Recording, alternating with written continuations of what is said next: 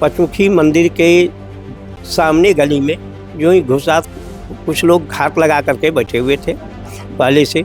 जो देखे तो जो पहले से फरार चल रहे थे, एक केस और हुआ है। एक पहले तो जो ही गाड़ी रोके त्यों ही वो लोग शुरू हो गए, मारने लगे मुझे। और मुझे तो देखिए यहाँ बट से मारा है, जो अभी भी बिल्कुल कड़ा हो गया है और नाक से थके खून निकल। हमला करने का कारण ये है कि यहाँ पर ये बहुत पवित्र सिद्ध स्थान है, बहुत पटना का सबसे पुराना। यहाँ पर वो लोग अय्यासी का अड्डा बना लिया, डराया भी कि मैं पुलिस से पकड़ा दूंगा ये सब, इस सब वजह से। दूसरा कारण ये हो गया कि विमल दास ने नकली रसीद छाप करके करीब 24 दुकान से किराया ले करके ये सब खर्चा कर रहे। अकाउंटेंट को रखे थे यहाँ, तो अकाउंटेंट पकड़ा गया, उसको बहुत मारा। गबन तो पहले 30 लाख का गबन है, 24 दुकान का। नमस्कार, आप देख रहे हैं NBC 24 और मैं हूं आरती बाला आपके साथ। बिहार में अपराधियों के मंसूबे जो है वो किस कदर परवान चढ़े हुए हैं कि वो ठाकुरबाड़ी के महंत को भी उन्होंने नहीं छोड़ा है। जी हां, आपको बता दें कि जहां उम्र से ये काफी बुजुर्ग हैं, तो वहीं इनके पास ऐसा क्या कुछ होगा जिसको लेकर अपराधियों ने इनको भी निशाना बनाया। बता दें आपको कि जिस तरह से इस महंत के साथ बर्ताव किए गए और क्या कुछ था इसके पीछे की वजह, वो सब कुछ हम एक एक कर बताएंगे। लेकिन उससे पहले आप तस्वीरों में देखिए कि किस कदर महंत के साथ बर्बरता की गई। बता दें आपको कि यह पूरी घटना राजधानी पटना के बाकरगंज स्थित भीखम दास ठाकुरबाड़ी के ये महंत है, जय नारायण दास, जो बीते 11 दिसंबर की शाम लगभग 8:30 बजे जिनकी हत्या की नीयत से कुछ अपराधी इन्हें अगवा करना चाहते थे। आस पड़ोस के लोग जब इकट्ठा हुए तो उन लोगों ने इनके साथ मारपीट करते हुए इनका मोबाइल और पैकेट में रखे 19,000 रुपए छीनकर फरार हो गए।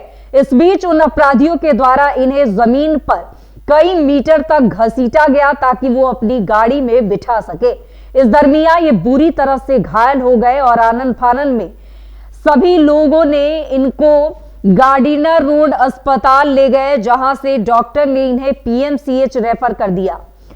क्या है पूरा मामला, वो आप सुने इन्हीं की जुबानी। ये घटना घटी 11 तारीख के शाम की घटना है, करीब 8:30 बजे। मैं मंदिर से आरती करके यहाँ से 8 सवा 8 बजे निकल गया अपनी गाड़ी से अपने आवास पर। और पचमुखी मंदिर बोर्डिंग रोड में रहता हूँ, और पचमुखी मंदिर के सामने गली में यूं ही घुसा, कुछ लोग घात लगा करके बैठे हुए थे पहले से। जो देखे तो जो पहले से फरार चल रहे थे, एक केस और हुआ है 1 तारीख को।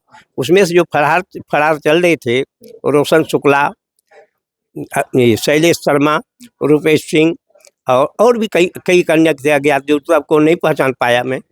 और वो लोग घर गया, पहले तो जो ही गाड़ी रोके त्यों ही वो लोग शुरू हो गए, मारने लगे मुझे। और मुझे तो देखिए यहाँ बट से मारा है, जो अभी भी बिल्कुल कड़ा हो गया है और नाक से थके खून निकलता है। हथियार से मारा, पिस्तौल हो या रिवाल्वर, जो भी हथियार के बट से मारा। हमला करने का कारण ये है कि यहाँ पर ये बहुत पवित्र सिद्ध स्थान है, बहुत पटना का सबसे पुराना। यहाँ पर वो लोग अय्यासी का अड्डा बना लिए थे। यहाँ रात के 2 बजे लड़की सबको लाते थे। गांजा खूब चलता है, 8-10 आदमी दिन भर गांजा, नीचे ऊपर सब जगह गांजा पीते थे। दारू भी चलने लगा। इस सब का मैं विरोध करने लगा कि डराया भी कि मैं पुलिस से पकड़ा दूंगा ये सब, इस सब वजह से। दूसरा कारण ये हो गया कि विमल दास ने नकली रसीद छाप करके करीब 24 दुकान से किराया ले करके ये सब खर्चा कर रहे थे। और हमको हर साल में ऑडिट कराना होता है, आखिर उस दुकान का हिसाब कहाँ लिखा जाए। हमको अकाउंटेंट ने पूछा, तो मैं बोला जाकर पूछो उससे। विमल दास को पूछने गया तो उसको गाली गलौज करके भगा दिया। और 1 तारीख को मुझे वकील के यहाँ जाना था, मैं पहले निकल गया और अकाउंटेंट को बोला आरती करके ने के बाद जाना। वो आरती करके जो ही ऑफिस से बंद करके जाने लगा, उसको कॉलर पकड़ करके गलियारे में घसीट लिया और उसको रॉड से पूरा माथा फाड़ दिया। बहुत सारे टाँके आए हुए हैं रॉड से, हथौड़ी से। वो हथियार जिससे मारा वो यहीं छोड़कर वो लोग भागे थे। काफ़ी ब्लड थे। अपने DSP साहब एक अशोक सिंह आए हुए थे इंक्वायरी में, उन्होंने इंक्वायरी देखे जो सब हथियार से मारा गया था, वो हथियार भी सीज कर लिए हैं। खून से लथपथ कपड़े भी सीज कर लिए, वो सब ले गए।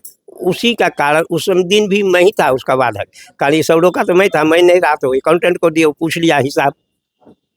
लगातार कुल कितना राशि था और कितना बार आप पर हमला हुआ? उस समय भी ये दूसरी बार है, उस दिन भी मैं ही था शिकार, लेकिन मैं थोड़ा पहले निकल गया तो उसको लोगों के अंदाज से भटक गया। तो अकाउंटेंट को रखे थे यहाँ, तो अकाउंटेंट पकड़ा गया, उसको बहुत मारा, बहुत मारा। गबन तो पहले 30 लाख का गबन है, 24 दुकान का किराया और कुछ दुकान का डिपॉजिट लिया है। इस मामले में पहले के केस में एक विमल दास गिरफ्तार हुए हैं 11 तारीख को, और उसी दिन वहीं से वो लोग नौबतपुर में गिरफ्तार हुए और वहीं से वो लोग घाट बना करके आए हुए थे और कुछ बाइक में पर थे, कुछ यानी गाड़ी में थे और मुझे घसीट करके गाड़ी में बिठाना चाह रहे थे, मारने के लिए।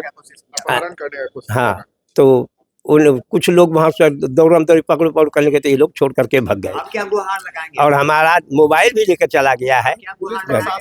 प्रशासन से एक बार हमारी सुरक्षा के लिए व्यवस्था करें, हमको सुरक्षा प्रदान करें। नहीं, डर लगता है, पूरा माहौल, पूरा मंदिर डर के साए में जी रहा है। ऐसा व्यवस्था नहीं होगा तो हम पटना छोड़ करके चले जाएंगे। क्या नाम?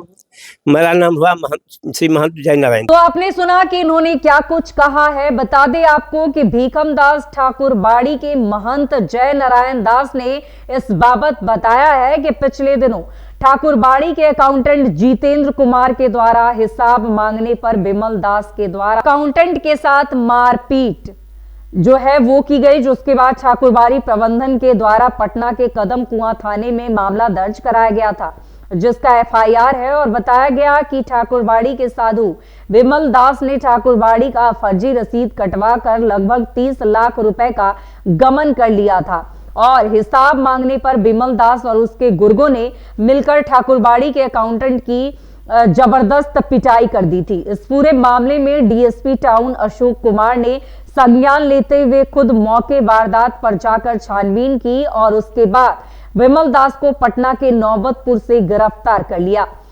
पर विमल दास के साथ रहने वाले केस में नामजद अभियुक्त रोशन शुक्ला और शैलेंद्र शर्मा रुपेश सिंह मौके वारदात से फरार हो गए।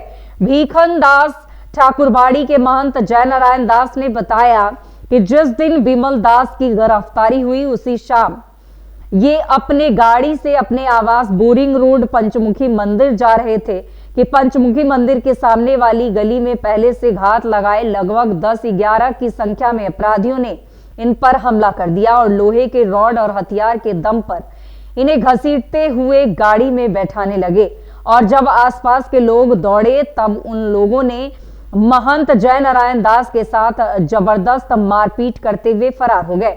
महंत जय नारायण दास ने बताया कि कुछ लोग कार में थे, कुछ लोग बाइक पर सवार थे, लेकिन उन सभी लोगों में वो 3 लोग भी शामिल थे जो अभी इस केस में फरार चल रहे हैं। महंत जय नारायण दास ने बताया कि उनके साथ मारपीट करने वालों में रोशन शुक्ला और शैलेंद्र शर्मा रुपेश सिंह भी थे, जो ये कह रहे थे कि विमल दास के रिहाई के पहले हम तुम्हारी जान ले लेंगे, वरना अभी मौका है, केस को खत्म कर लो। भागने के क्रम में अपराधियों ने उनका मोबाइल और उनके पॉकेट में रखे गए 19,000 रुपए भी छीन लिए। इस पूरे मामले को लेकर महंत जय नारायण दास ने बुद्धा कॉलोनी थाने में मामला दर्ज करवाया, जिसका एफआईआर है।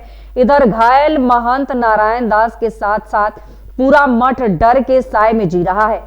उन्हें डर है कि कभी भी किसी भी वक्त महंत जय नारायण दास की हत्या हो सकती है। इधर महंत जय नारायण दास ने पटना पुलिस से गुहार लगाते हुए अपनी जान की सुरक्षा की मांग की है। तो आपने देखा कि किस तरह महंत जय नारायण दास जो है वो डर के साए में जी रहे हैं, उनके साथ किस कदर मारपीट हुई है आपने तस्वीरों में देखा होगा। तो वहीं कुछ गुर्ग जो हैं वो इनके पीछे लग गए हैं और इनका साफ तौर पर कहना है कि मठ में अवैध वसूली का कार्य चल रहा था, जिसको लेकर इन्होंने जब आवाज उठाई तो इनके साथ मारपीट की गई, इनके पैसे छीन लिए गए, मोबाइल छीन लिए गए, इन्हें जबरन किडनैप करने की भी कोशिश की गई।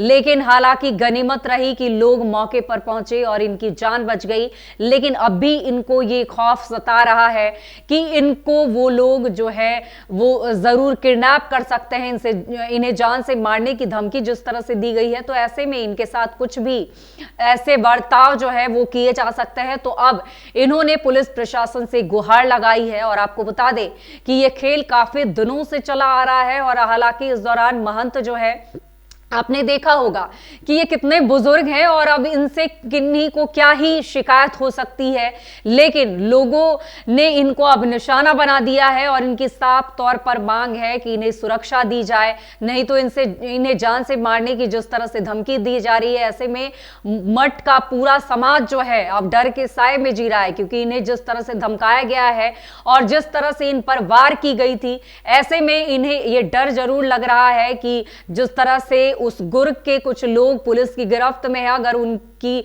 रिहाई नहीं होती है तो वो इन्हें निशाना जरूर बना देंगे।